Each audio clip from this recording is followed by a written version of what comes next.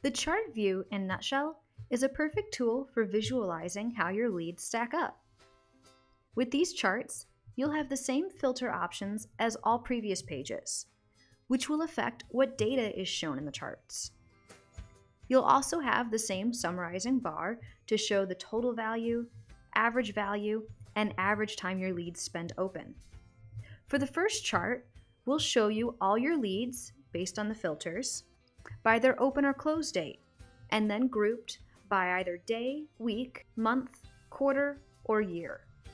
You'll then see an easy bar chart that demonstrates the number of leads that were opened or closed in a period of time, with a line chart that shows the value of those leads. You can also hover your mouse over each bar to see the exact number of leads and their exact value.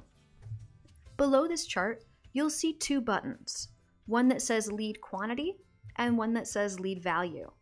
These buttons control whether or not the charts show you the number of leads in a specific field or the dollar value of those leads.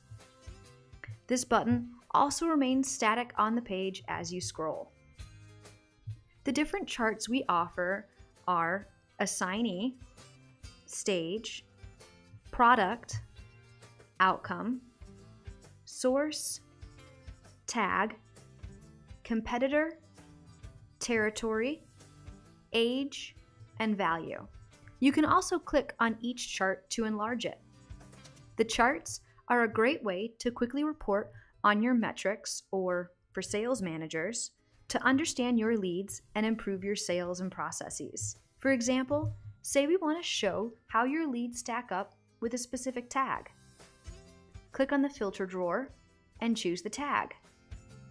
Each chart will then update to the changes you've applied within the filter. And there you have it, folks. You're now Nutshell experts on the different lead view pages in Nutshell. Be sure to stop by again and check out some of our other awesome videos for how to use Nutshell. Thanks so much, and happy nutshelling.